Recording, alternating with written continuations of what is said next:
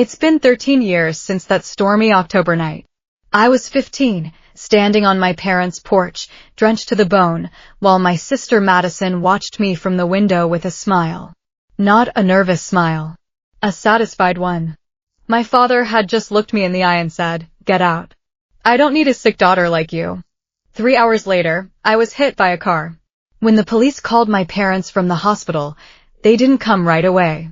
But when my dad finally walked into that room and saw who was sitting by my bed, a woman he hadn't expected, his hands wouldn't stop shaking. He whispered, You can't be here." That woman was Dr. Eleanor Smith. And that night changed everything. Last month, I stood on a stage at a university graduation as the keynote speaker. My parents and sister were in the audience. They had no idea I was coming. Before I tell you what happened when they saw me, I want to ask, have you ever been in a situation where your family doubted you, but you proved them wrong? Drop a yes or no in the comments. And if you're enjoying this story, please hit that like button. It really helps. Now, let me take you back to where it all started. My name is Olivia Sterling. I'm 28 now. I learned early that in our house, Madison's tears were always louder than my achievements. When I was 11, I won first place at the regional science fair. 40 other students competed. I ran home with the blue ribbon, bursting through the door. My mom smiled, hugged me, said, "That's wonderful, sweetheart." Then Madison walked in from dance practice. She was 8, face red, tears streaming. I messed up my pirouette. Everyone laughed at me. Just like that, my mom's arms left me. She knelt down to comfort Madison. No one asked to see my ribbon. That was the pattern. Madison needed attention. Madison was sensitive. I learned to celebrate quietly, to take up less space. By the time I was 14, I'd stopped showing them my report cards. Straight A's didn't compete with Madison's drama. But the breaking point was coming. And it arrived in a storm. Madison was 12 now. She'd started borrowing my things without asking, then denying it. When money went missing from Mom's wallet, Madison said she saw me near the purse. I hadn't been there. I lost my phone for a month. The summer science camp I'd been promised? Gone. "We can't trust you with independence right now," my mom said. Madison watched from the stairs, smiling. That stolen $50 was just a test run. She was learning she could get away with anything. Then came the lie that ended everything. Madison had a massive crush on a boy named Jake in my chemistry class. He'd asked me for help with homework. That was it. Just homework. But Madison saw us talking. That night at dinner, she was silent, pushing food around her plate. On Friday, the storm warning started. Big one coming. That night, the rain pounded the windows. Around 8 p.m., I heard Madison's loud, heaving sobs downstairs. My stomach dropped. I walked down slowly. Each step felt heavy. Madison was on the couch, face buried in Mom's shoulder. Dad stood by the fireplace, arms crossed, face red. "What's going on?" I asked. Madison looked up, eyes swollen. For a split second, I saw something cold behind those tears. Then it was gone. "Why do you hate me so much?" she whispered. She pulled out her phone and showed my parents a screenshot, a group chat with messages I'd supposedly sent, vicious rumors about her.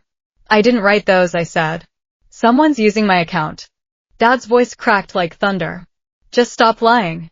Then Madison stood up. "And last week, you pushed me on the stairs." She pulled up her sleeve. A dark purple bruise. "I never touched you," I said. She insisted I did. I shouted, desperate, "Yes, because you do this. You lie. You've been lying about me for years." Dad took a step toward me. "Is this true, Olivia? You've been bullying your sister." I begged them to listen.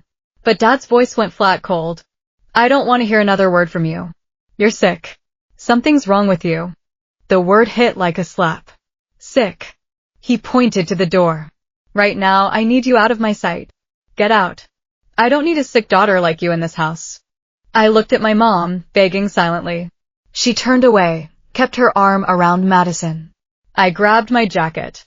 My hands shook so hard I could barely zip it. The door slammed behind me. Through the window, I saw Madison watching me leave. She wasn't crying anymore. She was smiling. The rain hit me like a wall. Cold. angry. Within seconds, I was soaked through. I stood on the porch waiting. Maybe Dad would come after me. The door stayed closed. I started walking. Nowhere to go. Just away. My phone buzzed. 8% battery. I tried calling friends. No answer. It was Friday night. Everyone was home, safe, dry. Not me. The wind whipped my hair. Rain came down in sheets. I could barely see 10 feet ahead. I headed toward the library. Closed. Dark. The bus station was 2 miles away. I walked. Every step was heavy. My shoes squelched with water. My teeth chattered. Thunder cracked overhead.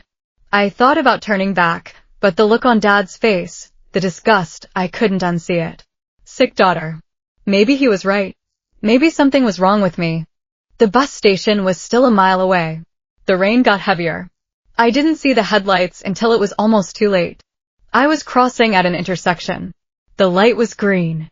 But the rain was coming down so hard, the wind howling. The car came out of nowhere. Bright, blinding headlights. A horn blaring. Brakes screeching. I tried to jump back. Wasn't fast enough. The impact threw me sideways.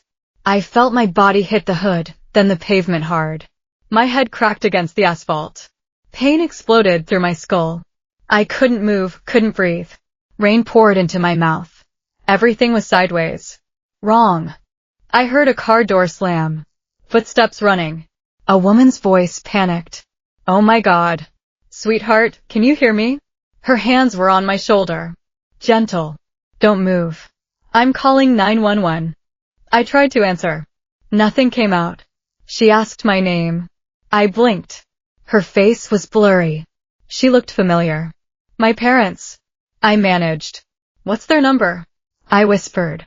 They don't. They kicked me out. Said I'm sick. Don't want me anymore.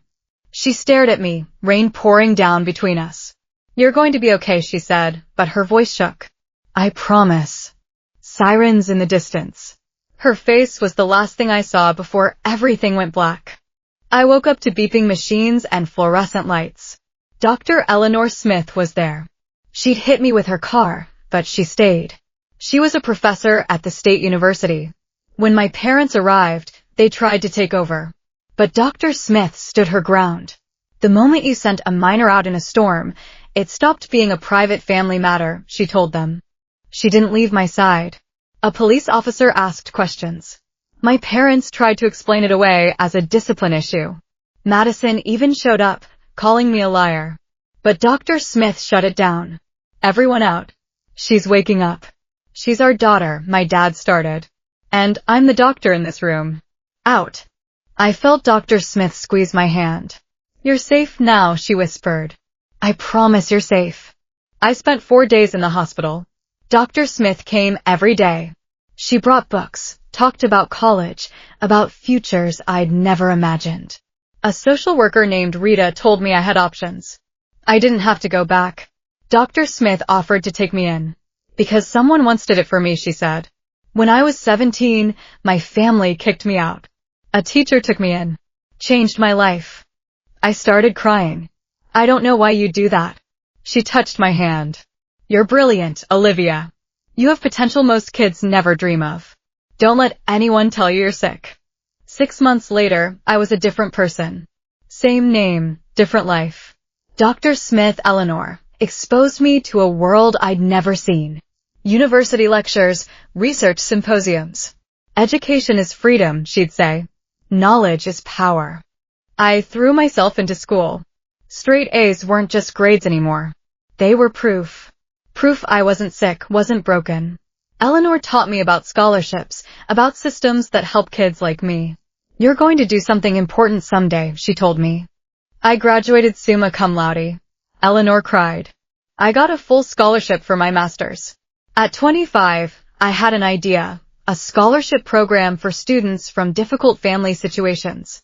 Kids who'd been kicked out, abused, neglected. I called it Second Chances. Eleanor helped me write the grants. We secured funding. By 27, we'd awarded over $200,000 in scholarships, helped 47 students stay in school. Media started paying attention. I gave interviews, spoke at conferences. I always told my story vaguely. A 15-year-old girl who was told she didn't belong. Never named names. Then one day, my colleague David knocked on my door. Olivia, you're being considered for keynote speaker at Riverside State University's graduation. My stomach dropped. That's my sister's school. Madison was graduating that spring. David asked if I wanted him to decline. I stared at my desk. 47 students. 47 second chances. What's the theme? I asked.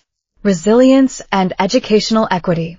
I thought about Madison sitting in her cap and gown, probably bragging about her perfect family. I thought about my parents, still believing they'd made the right choice 13 years ago. I need to talk to Eleanor, I said. That night, I laid it out. They have no idea I exist in this capacity. No idea I built this. Eleanor set down her fork. What do you want to happen? I met her eyes. I want to close the chapter properly. Not with anger. With truth. I called David the next morning. Tell President Walsh I accept. The morning of the ceremony, I dressed carefully. Navy suit. Eleanor's grandmother's pearl necklace. In the mirror, I looked confident. Nothing like the soaked 15-year-old. I was ready. The auditorium was packed. I arrived early, scanned the program. Row 3, Madison Sterling, Bachelor of Arts, Communications. My heart kicked against my ribs. Eleanor arrived, hugged me tight. You've got this. President Walsh introduced me. Please welcome the director of the Second Chances Scholarship Program, Ms. Olivia Sterling. I stepped into the light. My heels clicked against the stage floor. And then I saw them. Row 3. Madison, cap and gown, clapping. Then she looked up. Saw me. Her hands froze mid-clap. Her smile faltered. Recognition, then shock. I reached the podium, adjusted the microphone. Dad's head jerked up. Mom's hand went to her chest. I smiled. Professional, warm. Good morning. Today, I want to talk about resilience. Let me tell you about a 15-year-old girl. She was told she didn't belong, that something was fundamentally wrong with her. One night, in the middle of a storm, she was put out, told to leave, told she wasn't wanted anymore. She wandered alone for hours. No phone, no money. She was hit by a car. Nearly died. Madison had gone completely still. Pale. But someone stopped. Someone helped. Someone saw potential where everyone else saw problems. That person became her family. That 15-year-old girl was me. The auditorium went silent. You could have heard a pin drop. Dad stood up halfway. Mom pulled him down. Madison looked like she wanted to disappear. I'm here today because Dr. Eleanor Smith didn't give up on me when my own family did. The Second Chances Scholarship was born from that experience. It exists for students who've been told they're not enough. Because being rejected doesn't define you. What you do afterward does. I looked directly at Madison. I learned that success isn't about proving people wrong. It's about building something meaningful despite them. Standing ovation. Slowly at first, then building. Dad stayed seated, pale, hands over his face. Mom stood mechanically, clapping weakly. Madison didn't move, staring at her lap. After the ceremony, my parents approached me. We owe you an apology, Dad said. We made a mistake. I kept my voice calm. You chose Madison's lie over my truth. You called me sick. Threw me out in a storm. Madison sobbed. I'm sorry. I was 12. I was stupid. I stepped closer. I don't hate you. I forgive you for my own peace, not yours. But I don't want a relationship. I need you to respect that. We walked away. Didn't look back. That night, I drove home to the house I shared with Eleanor, my real mother. I felt something I hadn't felt in years. Complete peace. People ask if I regret that night. I don't. Because it led me here. Not every story has a happy ending like mine. I know I'm lucky. Dr. Eleanor Smith found me, chose me, saved me. But everyone gets to set boundaries. Everyone gets to decide who has access to them. You don't owe toxic people your presence. Especially not if they're family. Forgiveness doesn't mean reconciliation. You can forgive someone for your own peace while still keeping them out of your life. Blood doesn't make family. Choice does. Consistency does. Showing up does. Eleanor showed up every single day for 13 years. She earned the title mom. My biological parents? They showed up once, failed, never tried again. That tells you everything. If you're in a storm right now, know this: you can survive it. You can even thrive after it. Just because someone gives up on you doesn't mean you give up on yourself. Set your boundaries. Choose your family. Build your purpose. And never let anyone tell you you're too sick, too broken, or too much. You're exactly enough. Thank you for listening. You matter.